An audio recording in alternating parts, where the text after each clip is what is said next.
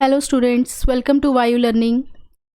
तो देखो, आज की क्लास में हम पढ़ेंगे ट्रांसक्रिप्शन के बारे में, यानी ट्रांसक्रिप्शन का क्या मैकेनिज़्म है पूरा, उसमें कौन कौन सा एंजाइम हमें चाहिए, यानी क्या क्या उसमें मशीनरी लगती है, और यूकैरियोट्स में और प्रोकैरियोट्स की ट्रांसक्रिप्शन में क्या मेन डिफरेंस जो है, ये सारी चीज़ें हम आज की क्लास में डिस्कस करने वाले हैं। तो अब प्रोसेस ऑफ ट्रांसक्रिप्शन समझने से पहले एक बार जो डिफरेंस है प्रोकैरियोट्स की ट्रांसक्रिप्शन में और यूकैरियोट की ट्रांसक्रिप्शन में, इसको एक बार समझ लेते हैं। वो इसलिए समझेंगे हम इसको पहले, क्योंकि जब हम इस चीज़ को समझ लेंगे तो हमें काफ़ी ज़्यादा आसानी होगी उसका प्रोसेस समझने में, इसलिए हम एक बार डिफरेंस समझेंगे। तो देखो, पहले हम यहाँ पर बात करते हैं सिस्ट्रॉन की। सिस्ट्रॉन क्या होता है? डीएनए का और आरएनए का वो सेगमेंट ऑफ डीएनए और RNA coding for a specific polypeptide, इसको हम बोलते हैं स्पेसिफिक पॉलीपेप्टाइड, इसको हम बोलते हैं सिस्ट्रॉन। ठीक है, यानी डीएनए के अंदर प्रमोटर रीजन है, स्ट्रक्चरल जीन प्रेजेंट है, टर्मिनेटर रीजन यानी ट्रांसक्रिप्शन यूनिट जो प्रेजेंट है उसमें डीएनए में जो सेगमेंट होगा डीएनए का, या फिर जब डीएनए से एमआरएनए बन जाएगा उसका जो एक सेगमेंट होगा उसको हम बोलेंगे, जो एक पॉलीपेप्टाइड को स्पेसिफिक अमीनो एसिड्स की जो चेन है उसको कोड करेगा, उसको हम सिस्ट्रॉन बोलेंगे। तो प्रोकैरियोट्स के अंदर कैसा सिस्ट्रॉन होता है? पॉली, यानी एक से ज़्यादा सिस्ट्रॉन्स प्रेजेंट होते हैं, लेकिन यूकैरियोट्स में क्या है? सिर्फ एक सिंगल सिस्ट्रॉन प्रेजेंट होता है। ठीक है, तो ये चीज़ ध्यान रखना है। अब इसको हम एक बार जो डायग्राम है उससे भी समझ लेते हैं। तो देखो, इस डायग्राम में जो प्रोकैरियोट्स का एमआरएनए है, इसमें देखो कितने सारे सिस्ट्रॉन्स प्रेजेंट है, 1 2 3। और क्या है सिस्ट्रॉन? वो सेगमेंट जो पॉलीपेप्टाइड को कोड करता है। तो ये क्या है? ये डीएनए नहीं, ये एमआरएनए बन चुका है डीएनए से। ठीक है, तो यहाँ पर क्या है? ये एमआरएनए के अंदर, क्योंकि ये प्रोकैरियोट्स का एमआरएनए है तो इसके अंदर बहुत सारे सिस्ट्रॉन्स प्रेजेंट है, मल्टीपल सिस्ट्रॉन्स प्रेजेंट हैं जो पॉलीपेप्टाइड को कोड करते हैं। तो यहाँ पर हमें फिर क्या मिलेगा? एक प्रोटीन, दूसरा प्रोटीन, तीसरा प्रोटीन, अल्फा बीटा गामा, 3 तरह के प्रोटीन हमें देखने को मिल रहे हैं। लेकिन यूकैरियोट्स का एमआरएनए देखें तो इसमें क्या है? सिर्फ एक ही सिस्ट्रॉन प्रेजेंट है, और जब एक ही सिस्ट्रॉन है तो ये सिर्फ एक ही प्रोटीन को कोड कर रहा है। ठीक है, तो यही चीज़ है कि प्रोकैरियोट्स का एमआरएनए जो होता है वो कैसा होता है? पॉलीसिस्ट्रॉनिक, और यूकैरियोट्स का जो एमआरएनए होता है वो होता है मोनोसिस्ट्रॉनिक। ध्यान रखना है इस चीज़ को।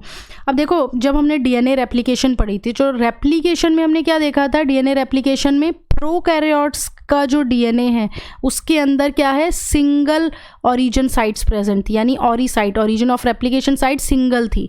लेकिन यूकैरियोट्स में क्या थी? Multiple origin of replication sites थी। बट यहाँ पर ठीक अपोजिट है।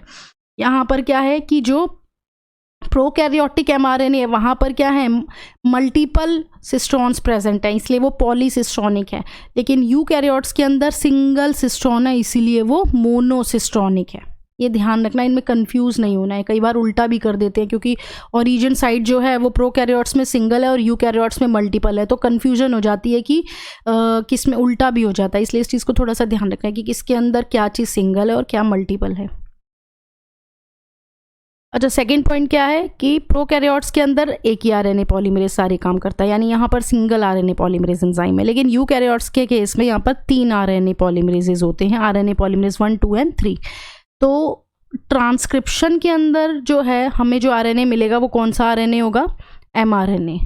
ठीक है, अब ये एमआरएनए को कौन सा आरएनए पॉलीमरेज बनाएगा? इसको बनाएगा आरएनए पॉलीमरेज 2। तो आरएनए पॉलीमरेज 2 बनाता है एमआरएनए, आरएनए पॉलीमरेज 1 बनाता है आरआरएनए। ओके, आरआरएनए यानी राइबोसोमल आरएनए, और आरएनए पॉलीमरेज 3 बनाता है ट्रांसफर आरएनए, टीआरएनए। तो ये चीज़ ध्यान रखनी है कि जो ट्रांसक्रिप्शन में पॉलीमरेज यूज़ होता है यूकैरियोट्स में, वो कौन सा आरएनए पॉलीमरेज होता है? वो होता है आरएनए पॉलीमरेज 2। लेकिन जो प्रोकैरियोट्स होते हैं उनके अंदर एक ही आरएनए पॉलीमरेज सारे काम करता है। तीसरा जो डिफरेंस है, प्रोकैरियोट्स के अंदर क्या है? प्रिब्नो बॉक्स प्रेजेंट होता है, और यूकैरियोट्स में क्या होता है? टाटा बॉक्स प्रेजेंट होता है। अब देखो क्या है ये प्रिब्नो बॉक्स और टाटा बॉक्स। हमारे पास ये है डीएनए। ठीक है, ये वाले स्ट्रैंड की पोलैरिटी है 3' to 5', और ये वाले स्ट्रैंड की पोलैरिटी है 5' to 3'। अब हमने ट्रांसक्रिप्शन यूनिट पढ़ा था, तो उसमें प्रमोटर साइट प्रेजेंट थी, टर्मिनेटर प्रेजेंट और स्ट्रक्चरल जीन्स प्रेजेंट थे, ठीक है। अब क्या होता है, जो ये प्रमोटर है ना, यहाँ पर कुछ सीक्वेंसेस प्रेजेंट होते हैं इस प्रमोटर साइट पे, जिस पे आरएनए पॉलीमरेज बाइंड करता है और ट्रांसक्रिप्शन इनिशिएट करवाता है। तो इन्हीं में से 2 सीक्वेंसेस प्रेजेंट होते हैं। पहले प्रेजेंट होता है -35 सीक्वेंस, -35 सीक्वेंस, और दूसरा होता है -10 सीक्वेंस। अब ये जो -10 सीक्वेंस है, इस पे जो है वो 6 बेस पेयर्स जो हैं वो प्रेजेंट होते हैं। वो सीक्वेंस क्या होता है, TTG-ACA, ये सीक्वेंस प्रेजेंट होता है -35 पे प्रमोटर साइट पे, ठीक है। और दूसरा सीक्वेंस है -10 सीक्वेंस। ये जो -10 सीक्वेंस है ना, इसको ही हम प्रिब्नोबॉक्स भी बोलते हैं, इसको ही हम प्रिब्नोबॉक्स भी बोलते हैं। इस पे जो है 6 बेस पेयर्स का सीक्वेंस होता है। क्या सीक्वेंस है, TATAT, ठीक है। तो इस तरह से ये सीक्वेंस जो है ये -10 सीक्वेंस होता है, इसको हम प्रिब्नोबॉक्स भी बोलते हैं। ये हो गया है प्रोकैरियोट्स के केस में। प्रिब्नोबॉक्स किस में है, प्रोकैरियोट्स के केस में। अच्छा, अब यूकैरियोट्स के केस में जो है वो सीक्वेंस होता है टाटा बॉक्स। ये जो टाटा बॉक्स होता है, टाटा बॉक्स, ये जो टाटा बॉक्स होता है, ये -25 बेस पेयर पे ये सीक्वेंस प्रेजेंट होता है। किसमें, यूकैरियोट्स के अंदर टाटा बॉक्स होता है। ये बिल्कुल प्रिब्नोबॉक्स जैसा ही होता है टाटा बॉक्स, बस ये यूकैरियोट्स में टाटा बॉक्स होता है, प्रोकैरियोट्स में प्रिब्नोबॉक्स, और -35 पे ये सीक्वेंस होता है TTG-ACA। अब ये जो ट्रांसक्रिप्शन प्रोसेस है, इसमें क्या क्या चीज़ें लगती हैं हमें, यानी इसकी जो मशीनरी है वो क्या क्या होगी। देखो, तो पहली चीज़ इसमें हमें जो एंजाइम लगेगा वो क्या चाहिए, आरएनए पॉलीमरेज। आरएनए पॉलीमरेज चाहिए। प्रोकैरियोट्स में तो एक ही होता है, यूकैरियोट्स में 3 होते हैं, लेकिन 3 में से कौन सा वाला आरएनए पॉलीमरेज यूकैरियोट्स में यूज़ होता है, आरएनए पॉलीमरेज 2 से एमआरएनए बनता है। अच्छा, दूसरा हमें क्या चाहिए, एक इनिशिएशन फैक्टर। इस इनिशिएशन फैक्टर को हम क्या बोलते हैं, सिग्मा फैक्टर, ठीक है। तीसरा हमें क्या चाहिए, एक टर्मिनेशन फैक्टर। टर्मिनेशन फैक्टर को हम बोलते हैं रो फैक्टर। रो क्या है, एक प्रोटीन है, तो रो फैक्टर चाहिए हमें जो टर्मिनेट करवाता है ट्रांसक्रिप्शन को। तो ये सारी चीज़ें हमें ट्रांसक्रिप्शन में चाहिए होती हैं। अच्छा, इसके साथ में एक और चीज़ हमें देखनी पड़ेगी कि देखो, ये तो हमें पता है कि टेम्पलेट स्टैंड की पोलैरिटी क्या है, और टेम्पलेट स्टैंड कौन सा होता है, 3 to 5 प्राइम वाला जो स्टैंड होता है डीएनए का, वो होता है टेम्पलेट स्टैंड, और 5 to 3 प्राइम स्टैंड जिसकी पोलैरिटी होती है, स्टैंड की पोलैरिटी होती है, वो होता है कोडिंग स्टैंड। तो ये चीज़ हमेशा ध्यान रखना, ये वाला स्टैंड जो है ये है टेम्पलेट स्टैंड। टेम्पलेट स्टैंड वही स्टैंड होता है जिससे जो है वो आरएनए की सिंथेसिस होगी, तो इसको हम टेम्पलेट स्टैंड बोलते हैं, इसको हम एंटी सेंस स्टैंड बोलते हैं, और इसको हम नॉन कोडिंग स्टैंड भी बोलते हैं। क्योंकि जो नीचे वाला स्टैंड है ये तो हमें पता है, इसको हम क्या बोल रहे हैं, कोडिंग स्टैंड, तो ऊपर वाला क्या होगा, नॉन कोडिंग स्टैंड। अब ऊपर वाला एंटी सेंस है तो इसको हम क्या बोलेंगे, सेंस स्टैंड, ठीक है, और नॉन टेम्पलेट स्टैंड। ये हमें सारी चीज़ें ध्यान रखनी है इसके अंदर। तो टेम्पलेट स्टैंड जिससे क्या होगा, एमआरएनए की सिंथेसिस होगी। एंटी सेंस क्यों बोल रहे हैं, क्योंकि यहाँ पर क्या हो रहा है, जो आरएनए बनेगा इस स्टैंड से बनेगा, टेम्पलेट स्टैंड को यूज़ करके, तो आरएनए का जो सीक्वेंस होगा वो क्या होगा, इस टेम्पलेट स्टैंड के कॉम्प्लीमेंट्री है, ठीक है। इस वजह से इसको क्या बोलते हैं, यानी इस स्टैंड के पास इंफॉर्मेशन है क्या बनाने की, आरएनए को बनाने की, और ये आरएनए क्या करेगा, आगे जाके प्रोटीन बनाएगा, इसलिए इसको एंटी सेंस स्टैंड बोलते हैं, और नॉन कोडिंग स्टैंड बोलते हैं, और ये वाले स्टैंड को हम कोडिंग स्टैंड, सेंस और नॉन टेम्पलेट स्टैंड बोलते हैं। ये चीज़ें ध्यान रखनी है। अब जो है प्रोसेस बहुत ज़्यादा सिंपल है, क्योंकि हमने डिफरेंस समझ लिया है, और हमने ये भी देख लिया है कि क्या क्या चीज़ें हमें चाहिए प्रोसेस के लिए। तो अब हम इसका प्रोसेस देखते हैं।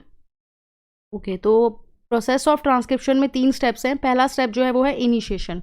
तो ये है हमारा टेम्पलेट स्टैंड। इस टेम्पलेट स्टैंड पे आरएनए पॉलीमरेज जो है वो कैसे बाइंड होगा, इनिशिएशन फैक्टर की हेल्प से, यानी जो हमारा सिग्मा फैक्टर है वो इसको हेल्प करेगा बाइंड करने में प्रमोटर साइट पे, ठीक है। तो ये सिग्मा फैक्टर और आरएनए पॉलीमरेज जो हैं ये क्या करेंगे, प्रोसेस जो है वो स्टार्ट करवाएंगे, इनिशिएट करवाएंगे। तो जहाँ पर जो है आरएनए पॉलीमरेज जब बाइंड हो रहा है तो वहाँ पर क्या बन रहा है, ट्रांसक्रिप्शन बबल क्रिएट हो रहा है यहाँ पर, ठीक है।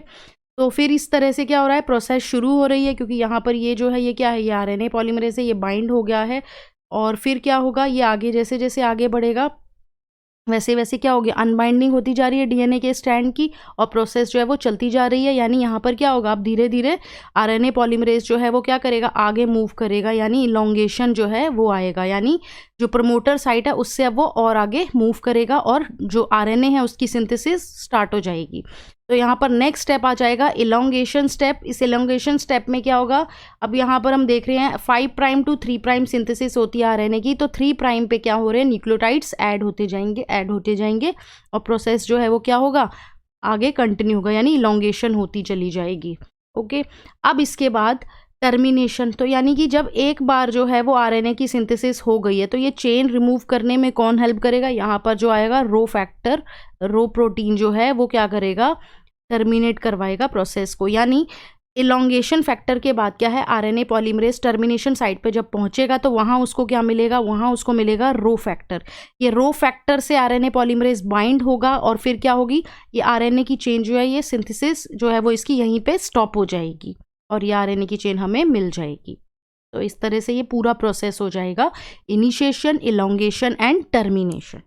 अब देखो, जो प्रोसेस है आरएनए ट्रांसक्रिप्शन का, वो जब कंप्लीट हो जाता है तो उसके बाद होती है आरएनए प्रोसेसिंग। लेकिन ये आरएनए प्रोसेसिंग होती सिर्फ किस में है, यूकैरियोट्स के अंदर। प्रोकैरियोट्स के अंदर जो है वो आरएनए प्रोसेसिंग नहीं होती है, वहाँ पर ट्रांसक्रिप्शन के बाद जो है वो ट्रांसलेशन हो जाती है। ठीक है, तो यूकैरियोट्स के अंदर होती है आरएनए प्रोसेसिंग। इसमें क्या होगा कि जो हमें आरएनए मिल रहा है उसको हम बोलेंगे HNRNA, यानी हेटेरोन्यूक्लियर आरएनए।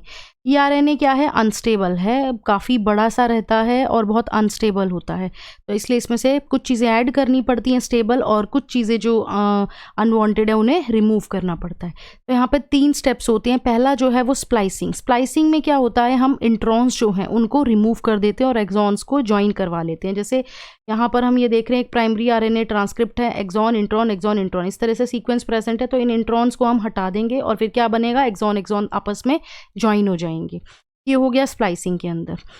दूसरा स्टेप आता है कैपिंग। कैपिंग जो है इसमें ये कहाँ पे होगी, ध्यान रखना, कैपिंग हमेशा 5 प्राइम एंड पे होती है। इसमें होता क्या है, 5 मिथाइल ग्वानोसिन का जो ट्राइफॉस्फेट है, न्यूक्लियोटाइड जो है, ये ऐड हो जाएगा 5 प्राइम एंड पे।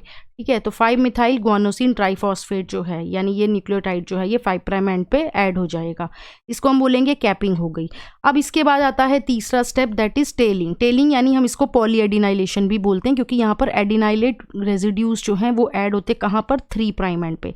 तो जो पॉलीएडिनाइलेशन है और टेलिंग है ये किस एंड पे होता है, ये 3 प्राइम एंड पे होता है। यहाँ पर क्या लगभग 200 से 300 न्यूक्लियोटाइड्स की एक जो है पॉली ए टेल बन जाती है। ठीक है, अब जो हमें आरएनए मिलेगा वो कैसा हो गया है, प्रोसेस्ड हो गया है, यानी अब वो जो है वो एक एमआरएनए में कन्वर्ट हो गया है। तो फिर इसका क्या होगा, ट्रांसलेशन के लिए जो है ये न्यूक्लियस से ट्रांसपोर्ट हो जाएगा। अब यहाँ पर एक डिफरेंस ऑन बनता है, किसके बीच में, प्रो और यूकैरियोट्स के बीच में। क्या है कि प्रोकैरियोट्स के केस में जो है ट्रांसक्रिप्शन के तुरंत बाद ही ट्रांसलेशन हो जाती है, यानी एमआरएनए बनने के बाद जो है वो प्रोटीन बन जाएगा। तो हम बोल सकते हैं कि ट्रांसक्रिप्शन और ट्रांसलेशन दोनों ही कैसे हैं, कपल्ड प्रोसेस है इन केस ऑफ प्रोकैरियोट्स। लेकिन अगर यूकैरियोट्स की बाने तो यूकैरियोट्स में क्या है, ट्रांसक्रिप्शन और ट्रांसलेशन कपल्ड नहीं है, क्योंकि पहले हमें HNRNA मिलेगा, हम उसकी प्रोसेसिंग करेंगे, तब जाके हमें जो है वो mRNA मिलेगा और उसके बाद जाकर जो है वो क्या होगी, ट्रांसलेशन होगी, यानी प्रोटीन सिंथेसिस हो जाएगी। तो यहाँ पर क्या है, ट्रांसक्रिप्शन और ट्रांसलेशन कपल्ड नहीं है। ठीक है, तुरंत नहीं हो रहा है mRNA के, मतलब जो भी हमें HNRNA मिल रहा है ना इसमें, तो इसमें हमें RNA मिलने के तुरंत बाद जो है वो हमें प्रोटीन नहीं बनेगा। ठीक है, ट्रांसलेशन नहीं होगी, पहले mRNA बनेगा। ठीक है, प्रोसेसिंग होगी उसकी, तब जाके प्रोटीन बनेगा। तो ये है RNA प्रोसेसिंग और ट्रांसक्रिप्शन प्रोसेस।